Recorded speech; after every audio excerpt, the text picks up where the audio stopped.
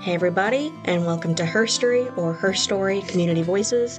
I'm your host, Taylor Ford, and we are back with two new guests today. This is our first episode where we're going to be having a sort of a round table conversation with a pair of people who have something in common that they can talk about. We've got two local business owners, and I'll go ahead and let them introduce themselves if you would. My name is Lisa Misosky. I run the Southland Books and Cafe and the Bird and Book and that little Southland bar on the corner of the roundabout on East Broadway. I'm Benson, and I own my own suite in a salon as an independent stylist. I'm a curl specialist. I'm a barber. Don't like to do color, but I will. But I pride myself on the fact that I've got a diverse clientele with a safe space for gender affirming haircuts, for people on the spectrum. It's kind of a little nugget in a very conservative spot where you can feel safe and seen and feel cute, which is kind of just as valuable as food and beer and books. It's all I'm saying. Great. And in their own way, both Lisa and Babs are kind of fixtures in our community. But I wanted to focus specifically on the business aspects of their lives. We'll get them back later, I'm sure, at some point to go into a deeper delve into who they are and stuff about them. But for right now, I mostly wanted to focus on your lives as small business owners. So, first question, you can answer in whatever order you want. What made you decide to go into business for yourself? Or was it more of something that fell into your lap than it was an actual active decision you made? Ooh, I'll go first because mine's going to be shorter.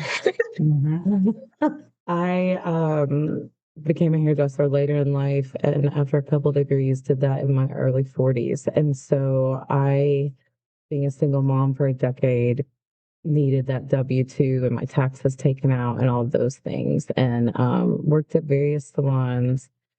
And then the last salon that I worked at for a boss, there was some discrimination there that was really triggering and jarring regarding queer, being a bisexual woman and doing waxing services, and questioned whether it was appropriate.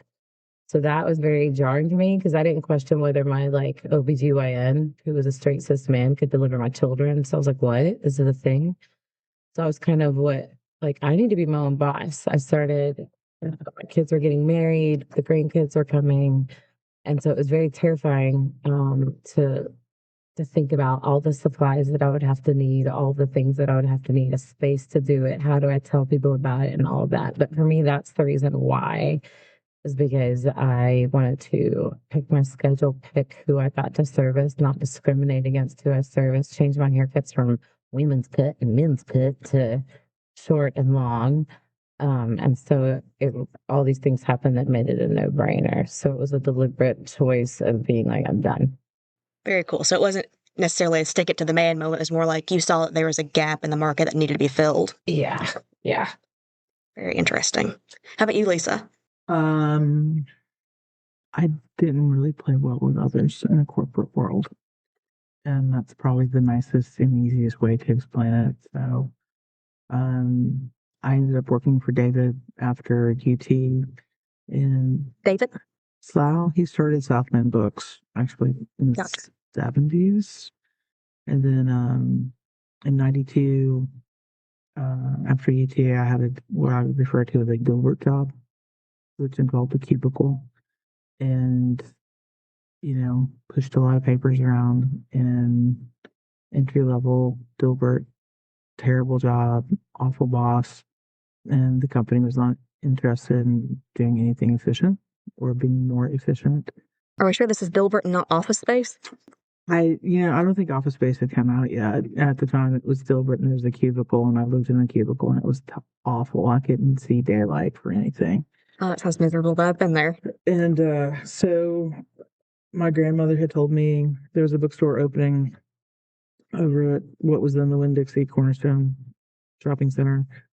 And I'd worked at McKay as well as at ET for a few years. And I was like, I'm not going to go sell romance books because that was pretty much what the other bookstore in Maryville had focused on. And I was like, I've been at McKay's. I know what a bookstore is, sort of mentality, which really didn't apply because I had really no idea what a bookstore was or really even could be at that point. I thought I knew, and that is probably the folly of youth, is you think you know lots of things you really have no idea about. And so, at any rate, I'll come over on Sundays and eat Sunday dinner with my grandmother and do my laundry and get leftovers for the week. And part of the week, because I was also still really poor, or I had more money, but still had, a lot of the poor poverty type mentality of free food. Yay. And plus I had to spend time with my grandmother. So it was a win, and I didn't have to go to the laundromat, and I still hate laundromats, but good. So anyway, I had to come over, and she conveniently forgot something that was on sale at Winn-Dixie. And so she needed somebody to take her to the grocery store because, of course, she didn't drive. And we pull up from a Hello Rabbit convertible, and we pulled up, and she was like, "Oh, it looks like that bookstore fellow is around. You should go talk to him." And I'm like, I just sort of gave her this look of like, sure, I'll go talk to him. And I was like, "Do you need help?" And she was like, "No, I'm just getting one thing." Well, she was in there for about 30 damn minutes to get nothing, basically. And I went and talked to David and told him I'd work for him for free for store credit because I just needed, it wasn't, it wasn't anything like I'd ever really thought or experienced before. And we started off at 850 square feet. And in 6 months, I quit my Dilbert job. Turns out David didn't like people. And he said, "This is how much money we need to make. I can afford to pay you this much," which wasn't a whole lot. It was less than Dilbert, but I kept a job, always had a second or third job. So I was like, my schedule, I can do this. I refuse to work on Sundays because that's my grandma day. And so he was like, "Well, I guess we'll be closed on Sundays." And deal. So we closed on Sundays, started opening up on Sundays eventually, but and that was in 92. I went to work for him full time after Labor Day, 92, and then I bought the business in October of 99. Wow. So match made in heaven between the two of you, in a way. Sure. Yeah. I've heard of Mamaw setting people up with partners. I've never heard of a Mamaw setting somebody up with a job before. That's hilarious. And 7 years later, he bought it. Yeah, I started another side business in 95 because I'd already started talking about buying the business at that point. And we didn't really start talking hard numbers until 96, I think. And then the side hustle I started, I kept doing that until for another year and a half, because I really liked that extra money, and then basically gave that business to my friend that had started it with me. And she kept it going for another 7 or 8 years. I like that we've got both ends of the spectrum here. We've got somebody who saw that there was a gap in the market and wondered how they could fix it and how they could fill it, and somebody who knew that they were kind of a gap themselves, that they weren't going to fit in the corporate world and wanted to find a niche for themselves. The plan had been to go to law school. So I was taking a year to go to law school. No. I mean, I thought from the time I was 5, I was going to be a lawyer. You would have been a good one for. Yeah, I mean, I had a picture of F. Lee Bailey tacked up over my bed when I was in second grade because I would come home from kindergarten and watch the Watergate hearings. The weirdest and coolest 7-year-old ever. That's incredible. Kindergarten was Watergate. Second grade was F. Lee Bailey. I had to convince my parents to let me have the cover off Time magazine. Were you into true crime as well? Were you reading all about different legal cases with... That started around 4th or 5th grade. A note got sent home from school because I was reading Helter Skelter. That's what I was gearing toward, but I didn't know how to bring that up. Yeah, I read Helter Skelter in actually, I guess it was 8th grade, 7th or 8th grade, probably 8th grade, because the one teacher was super uptight about all those things, and she sort of flipped out on me about it. She's like, "Do your parents know you're reading this?" And I'm like, "I'm allowed to read whatever's in the house," and yeah, they certainly are aware of it. I don't know. I feel like being one of the Manson girls would have been worse than reading about them, but... There were some very, very strange folks. To be fair, there's lots of strange folks out there still, but, different type of strange, I guess. Yeah, what is it? The more things change, the more they stay the same. Yep. That's a really accurate assessment. But it's good that you said that, because that actually brings up a follow-up question I had for you. You kind of in your own ways, fell into this in a way then, even though, Babs, you made more of an active choice about it. Lisa, this is definitely not where you saw yourself career-wise. No, it's funny because when I graduated from Maryville, I was, you know how they do those little projections of where you're going to be at in 10 or 20 years, what are you most likely going to be doing? I thought I was going to be I thought I'd get lost, I'll be working for the FBI. Imagining you working for the FBI, that just sounds disastrous on everyone's fronts. CIA sounds more likely, but yeah, I would love to see it, though. That would be incredible. would have been something. Babs, what about you? Did you see yourself here 10 years ago, even 20 years ago, whatever time No, span? 20 years ago, I had 4 children under 8, and I was a minister. So no, I did do hair and makeup, and it's funny how you see the things leading up to where you are now, because we were very involved with homeless ministry. We always like at our kids' very formal Presbyterian baptism, we had our gay neighbors come, like kind of the underdog. I directed theater in Houston for a while, and so I did like the hair and makeup as well. So there are all those kind of things of artistic.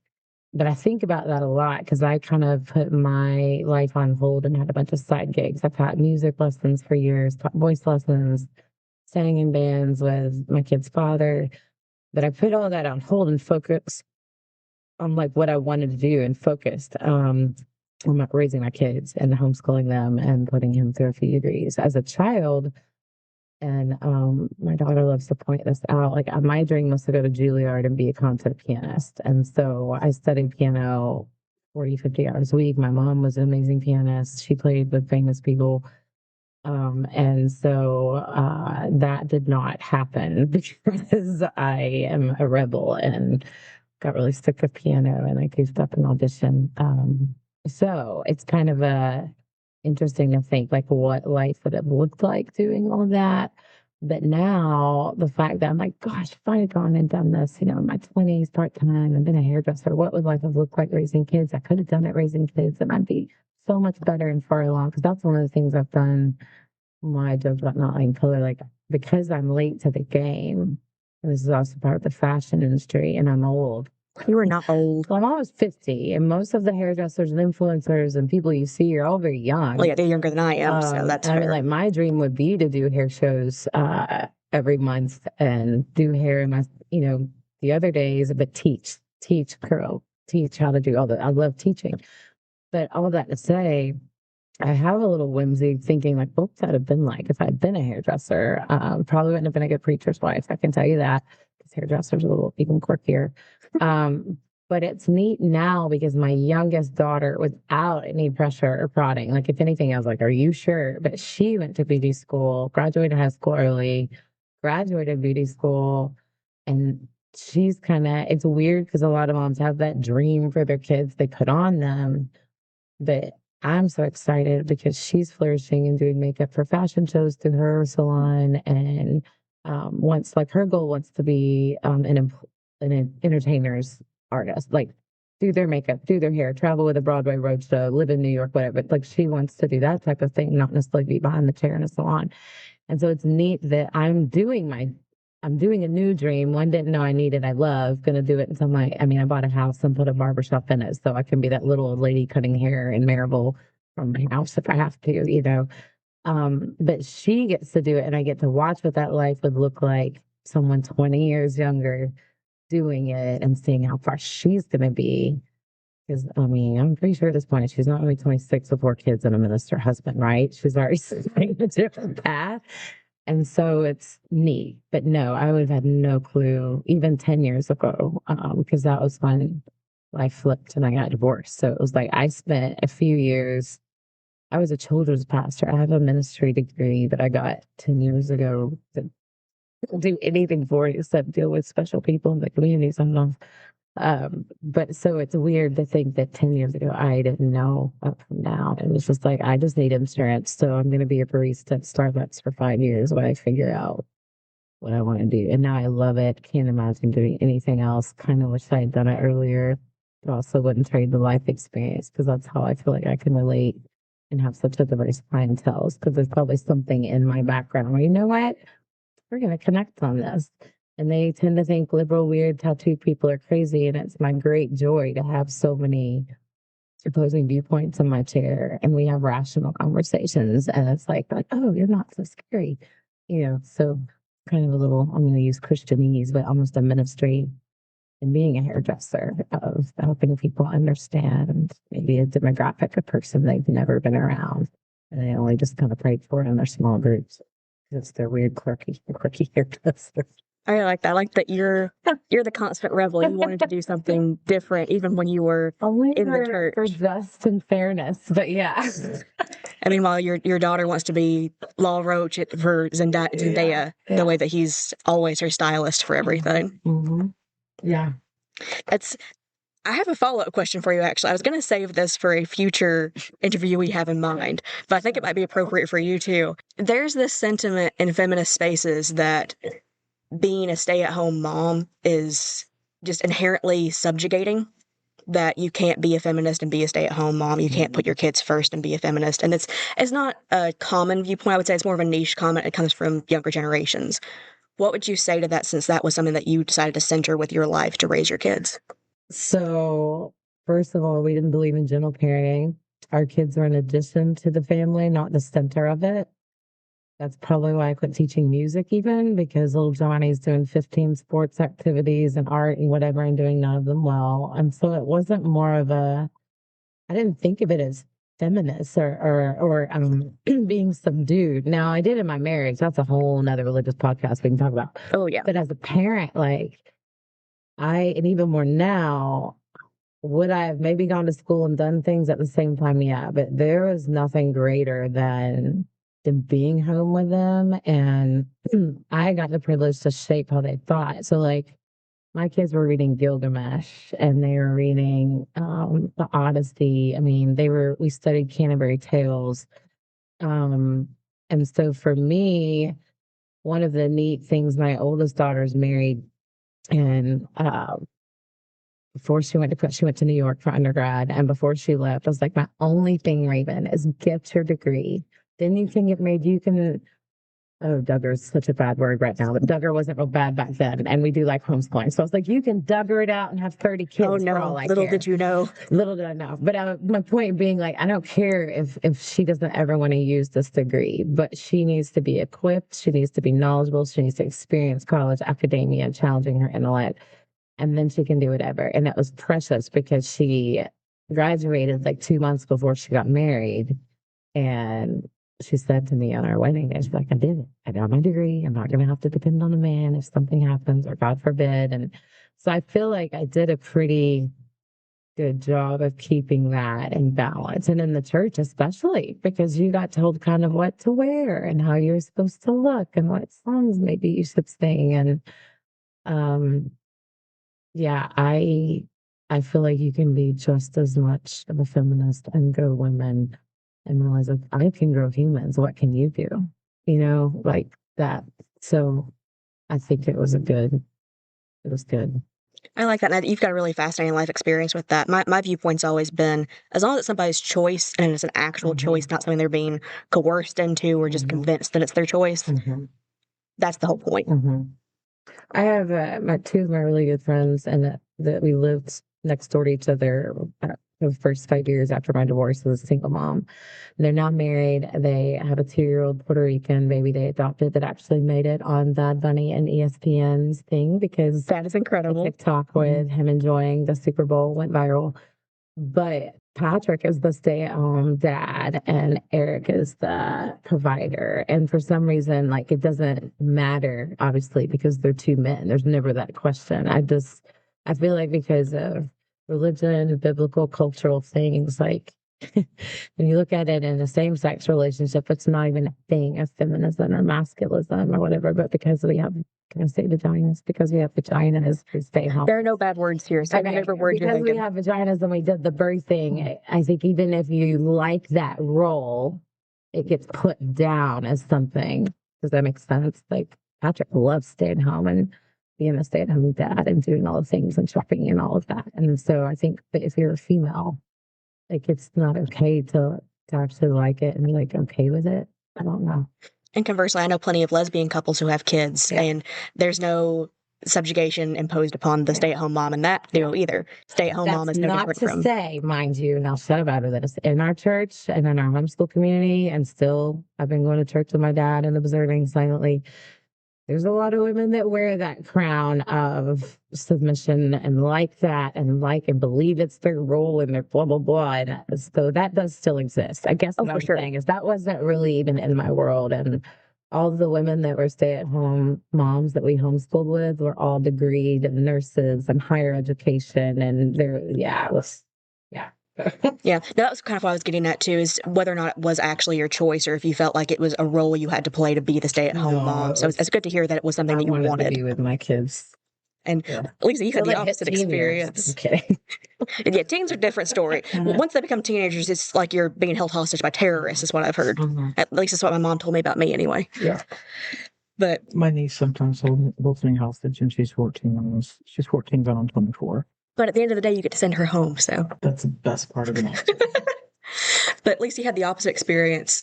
Babs, her career kind of took a back seat for a little bit because she was raising kids. And your career came about because you wanted to get closer to your family in a way because your grandmother talked you into it and you got to spend Sundays with her. Well, I mean, sort of. I mean, I think when you have, when you have a job that you just really hate and, corporate life doesn't really, they're not really interested in efficiency, I don't think.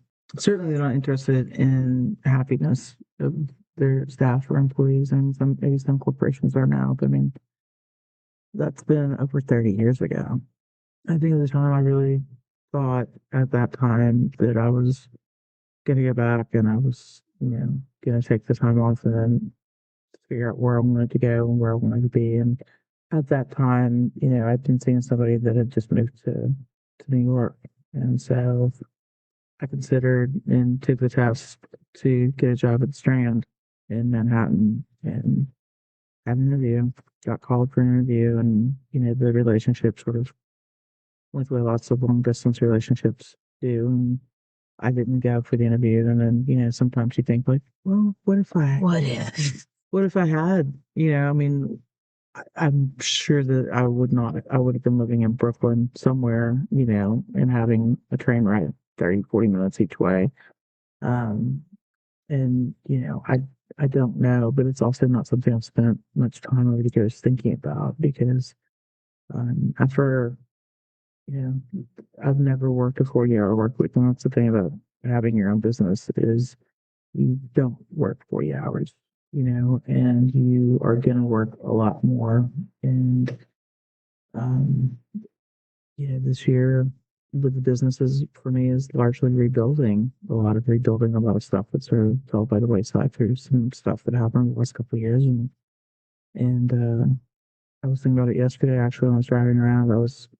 Last week I only worked 60 hours, but that's pretty good. I mean, because when I was saving and running, the side hustle before I bought David out, I mean, I've worked.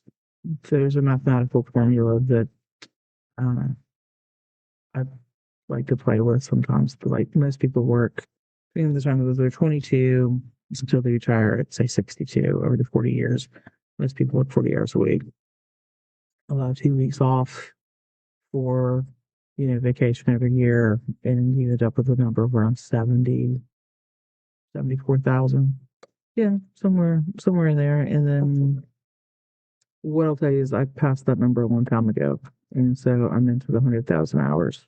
So I've worked basically 30% more than what most people have what I would consider a regular straight job. And so the benefits of it, are I don't have somebody telling me what to do every day, but also you have, the downside is you have people that depend on you for, their livelihood, and you have to be very cautious about the steps you take. Sometimes you have to think about how you're going to direct or redirect or pivot your business depending upon what you're doing and how you're going to do it. And so, Well, you have to manage people. That's where our businesses too are different. I'm a landlord and I work with other business owners. So we have to navigate coexisting, which we do really well, especially now that I'm in my room. But you have to manage a bookstore staff, a bar staff, a restaurant. I mean, there's overlap, but thankfully, a lot of the work that you're doing it's different than standing behind a chair and putting in 10-hour days. You're having to manage people and, we both have to order supplies and do inventory and money and all that stuff, but you're handling people and personalities. I only see them most for 3 hours if they're gone. Yeah, I think your stuff's a little bit easier and more pleasant some days. Some days. I mean, I've heard therapist, the term therapist. Like we're therapists without the license, so we just have to listen. Oh, people tell their hairstylist things they wouldn't even tell the priest if they're Catholic. You get You get it too, though, at the bar. You get it at the bar, you get it at the bookstore, you get it in the cafe. I mean, and the thing is the very valid point I want to make is you do have to manage a lot of different personalities in your business. I know because I frequent it and they're all great, but they're all very different. They are, and there's, that's a part of, there's a lot of juggling. I mean, I need to be at the store 10 hours straight just to get all the bookstore stuff done that I need to do. Like, I've been trying to get a book order in for over a week, and I couldn't have, the 30 minutes behind at My book is on that order, and you still haven't ordered it. I think it may have came in. I don't The remember problems what it with was. working in a local bookstore where everyone knows where you are. Yeah, I mean, probably it came in. It should maybe on the truck tomorrow. Okay. I don't know. Text me what it was again. Well, But yeah, it took me almost a week to get books ordered last week, and then the orders, parsed out. So part of them came in yesterday. I think part will come in the rest of this week because not all of them shipped from the same warehouse. But yeah, there's A lot of logistics. well, just finding the time to get the book order in has been tough, and then then all the stuff that happens that you have to go pick up this thing, and then I had to reschedule the lady last week. I bought out her book collection, and I had to borrow a friend's vehicle because they weren't all going to fit in my car. And then I had to get, one of the staff, who has a much younger back than I do to go with me. And then I had to do this and gather up all the boxes, and I had to reschedule with the client. And then I got an email over the weekend about more appraisal work that I've got to do he wants it done. He says before taxes, so I've got to April the 10th to do, and I've done a lot of work for him, and it pays well. And I've got to find time to carve out and spend probably, at least 5 to 7 hours at his house to go through another batch of books, and then go through and do the appraisal and have it to his accountant, before April 10th. That's insane. And I'm glad you brought that up because that was a question I had actually.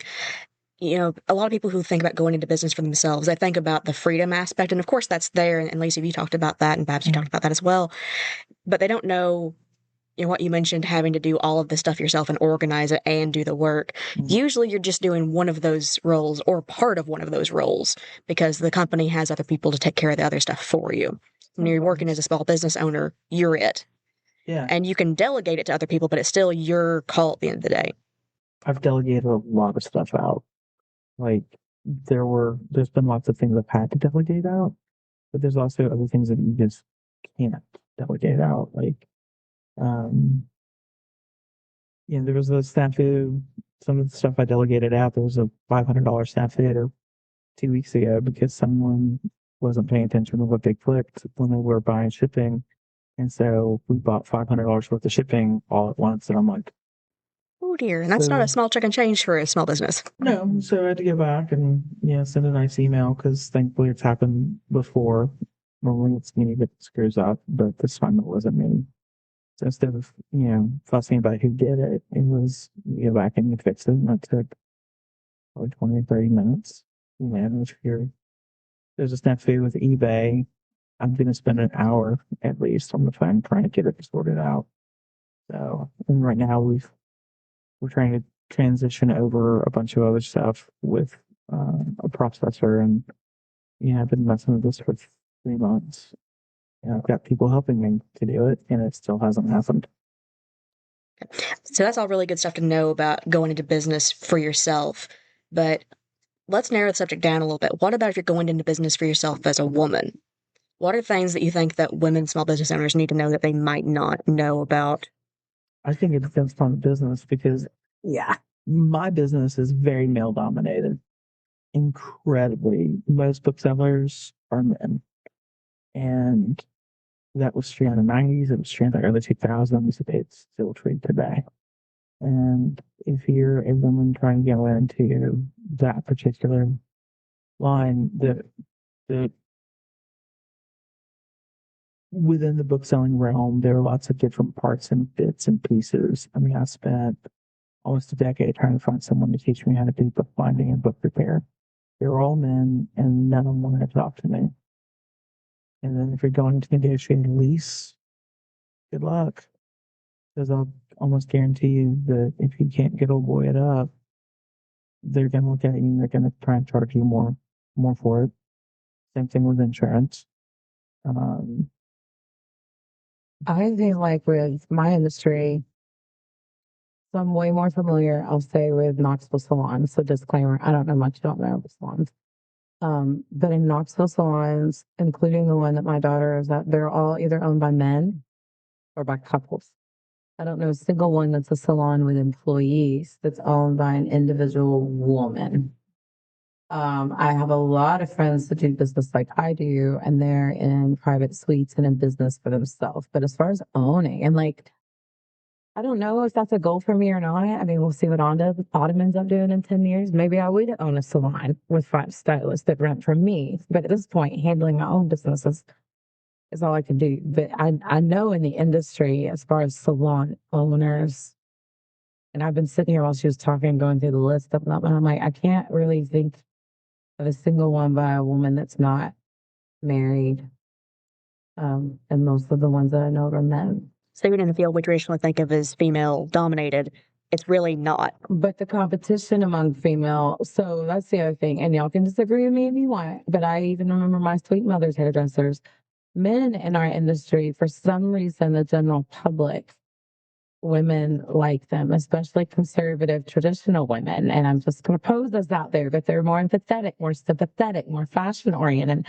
So women that find a male hairdresser, that's like the golden nugget, right? Like, I love my Ricky, I love my Bobby, I love my whoever. And so men in the industry, a lot of times, while they're very talented and good, I just feel like they're a little bit more liked by the population per se, because women are a dime a dozen. You see this in nursing as well, because female nurses, women nurses, they take all the abuse, but male nurses, it's, oh, he's so sweet and he's so nice. That's kind of how it is in the hair thing. Now, where I'm at as far as being in Blount County, like when I went to get my business license, and even when I went to open my business accounts, the males that I talked to, like, oh yeah, painting nails, and they have that mentality, like, I guess it's Greece, where like all we did was pillow fights and whatever, like, no, you're a hairdresser, you work in Betty's Beauty Barn, and I was wearing blonde wigs. Yeah. And so that's something as far as that I experienced on the minimal level. But in our salon, we are all very different. We're all very different religiously. There's, I think, 10, 11 of us that are all personal renters. And there's only a few of us that really kind of run it like a business where we carry retail. We prefer to have it go through a business account to show our income, that have a booking app, that type of thing. But regardless of our diversity, and I've not seen this, and I've worked in 7 salons since I was licensed, team players. And I don't know if it's because we're all our own bosses, but there's not really a competition. We share clients, we'll work each other in. And so that's one thing that's been refreshing, because and even my daughter, who loves where she is, disclaimer, but she's like, I've never been around women like it's, and I don't know, because half of us are older, but it is very refreshing to be in a room where we're all making our own money. We're all hustling. We don't judge the girls that might only work 2 days a week because that's their business. Do you know what I'm saying? So that's something that I love about it. But as a whole, with opening my business and doing routine things in the male-dominated world, I just get made fun of with it. Really? Yeah. I mean, I teased about it. And it sounds dangerous. Yeah. That's crazy. And it's interesting to hear from Lisa, you too, that there are so many men who are just unwilling to work with you at all. My dad's in construction, and I've seen not him, but men he's worked with treat their women employees the same way. And you would think that something that's as intellectual as running a bookstore would have something slightly different, but it's interesting to find that's not the case. No, it's been different. I mean, and also when you own your own building, some of the folks, if you need work done, sometimes they'll sort of roll up on you and sort of make the assumption that you're dumb, which is Like mechanics with women clients. Which is always kind of fun, So, I had a guy come in trying to tell me that I forget I forget how much it was. And I just looked down and was like, the materials are like $1,000 and I'm going to give you an additional 10 grand to do that. That seems ridiculous. I was like, I'm not stupid. And he just sort of looked at me. I was like, it seems like you're trying to take advantage of me, and I don't really appreciate that. I'll be sure to let all my female friends know that you're a gutbag. And he just got ill. I remember, Oh yeah, turn into a bulldog for a minute. He tried to. The problem was he picked the wrong female to try and bulldog with. I love to hear that. But yeah, full disclosure, I wasn't in any way suggesting that blue collar jobs aren't intelligent, because the things that the mechanics and construction workers do is incredibly impressive. It's surprising to me. It's not a very female dominated industry. And so then it comes back to bite us in the butt when we need assistance in that industry. That's exactly what I was getting at. I mean, but also to be fair, I mean, I just had my parking lot resealed and striped this weekend, and I called a buddy of mine. He had recently just retired, and I've known him since forever, and his brother, and he was like, I'm not doing that anymore, but I got a guy. Tell him I sent you. I'm like, absolutely. And the guy shot me a really fair price the first time. I still go to the chick at the AutoZone that introduced me to help with my car, because I trust she's not going to tell me I need more than I need. She's not going to, No, and I think that's the thing is, women in business, you kind of do have a community, and just, through the bookstore, we do have a community really of people that, if you call me and say, I need a guy to do whatever, or I need a person to do whatever the thing is, guaranteed in my phone, and I've probably got a phone number.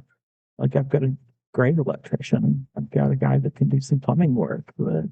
Got a guy that also can do painting. And when I say guys, I mean people. Oh yeah, it's always nice to have a guy. Always nice to have a gal. Yeah, but it's the folks that I'm dealing with, they also know that I'm going to give them referrals. Like, take care of me on the front end. I'll make sure to, I'm going to let my friend Babs know that you did such a good job and that she can trust you.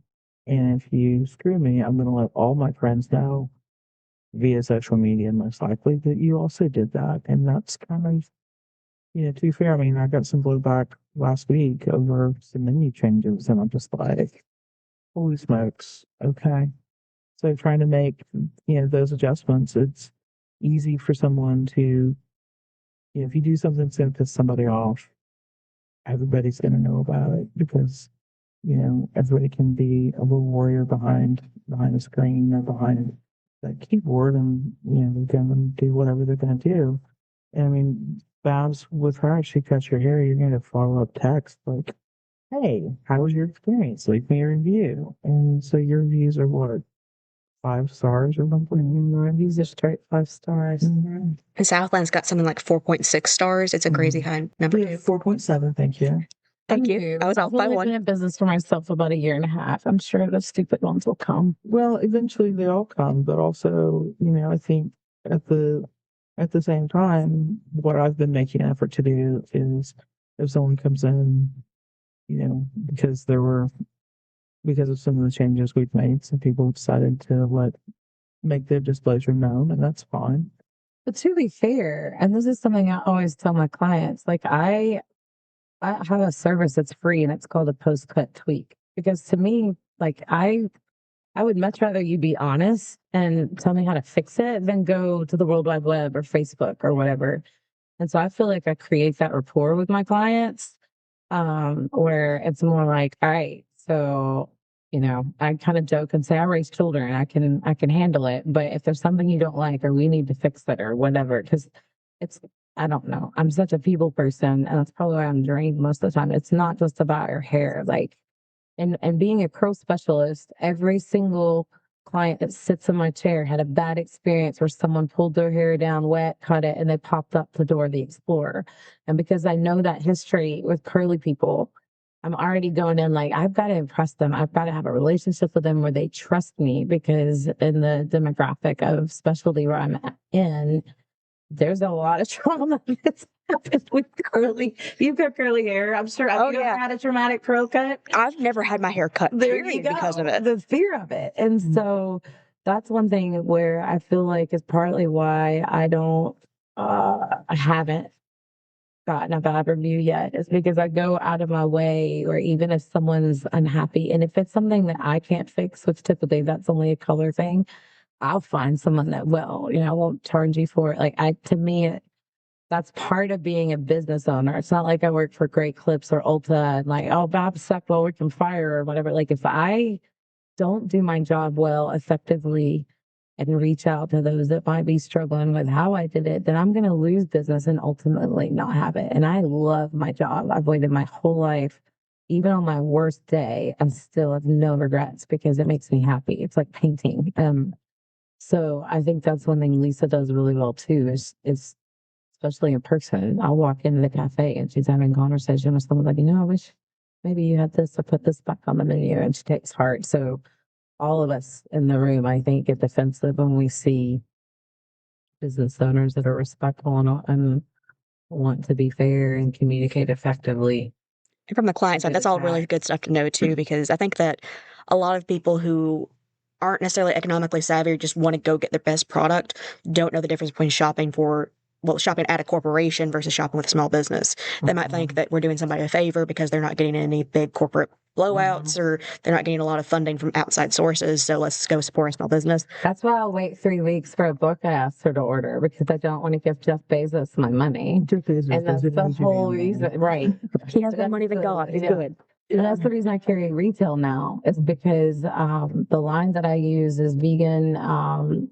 It's oh my gosh, gluten free. It's all of the things, even with the gluten. It's the only place you can get it is Amazon or from the website. And I was like, this is not cool. I've got my clients buying on Amazon, and it's like, no, shop local. Yeah, it's always just to be fair, that the product you use that you got me using is amazing. Yes. That's always great to hear, I'm sure. But yeah, that's one of the things I don't think that a lot of people understand about shopping at small businesses, is that regardless of whether it's a restaurant, a bookstore, a barber, a hairstylist, a plumber even, you're having conversations with these people and they are making sure that you get a service and a quality that you will appreciate. Barnes & Noble, for example, is never going to recommend Books A Million to you. No. You would recommend another hairstylist if you can't do it. Yeah. Jeff Bezos doesn't live here. Like, we live here. Yeah. We live in Blount County. And so it's this great thing where when you shop smaller, you shop with a small business, be it a bookstore. I mean, or it's a grassroots thing. I love the fact that, like, I can get all my kids, grandkids, Christmas presents, books and things, and then we come there. I don't know. I wouldn't want to support. I'm still mad that Eagleton Hardware closed. I am too. I used to go down there and shop with Mike, and then when Debbie had Maryville Fastener, I'd go down there and it was so convenient. She always had all this cool stuff. And so those people, like Bezos is not my next door neighbor, I mean, Amazon, they have 2, 3 warehouses here and there, employing a lot of folks, and that's all fine and good. But I'm employing your neighbors as well, and that's who I'm trying to, they're my customer base, and so when you eat, down at Lolly Pizza or the Cuban restaurant with the Roman Cafe. I mean, Javier and Alicia they started it. I mean, I walk in like, how's the bookstore? And so you build relationships with these other people and these other small businesses. And do you think it's funny that Maryville always complains about that they want small town and so-and-so can go back to California or wherever, and it's just getting too big, but yet they want $15 Generals and Chick-fil-A's and McDonald's, and they're upset about and I'm like, but if you want small town, then why don't you shop at some of the small town places? I mean, I'm switching my bank to CBC, and it's a local. That was my first ever job. A local I was a bank. bank teller there. And they've been great. Yeah, they've been great. Helping me redo some stuff I needed to redo, and there's a reason why. I'm trying to. I hate paying retail anyway for anything, and so why would I do it? But if I can, if I'm going to do it, I'm going to do it locally. Ladies, I think that is an excellent point for us to stop. I've enjoyed having this conversation. It's been really great to hear from you and what you've done as small business owners, what you've been doing for the community, because it's a service that we all appreciate, and I hope you both know that. But I'd love to have you guys back separately or together again, just talk more about your own life journey, what life has been like as a woman for you in this part of the world, and just your life in general. But for now, Thanks for having me. Thank you. Thank you so much. But yeah, I guess we'll sign off and thank you both. Sure.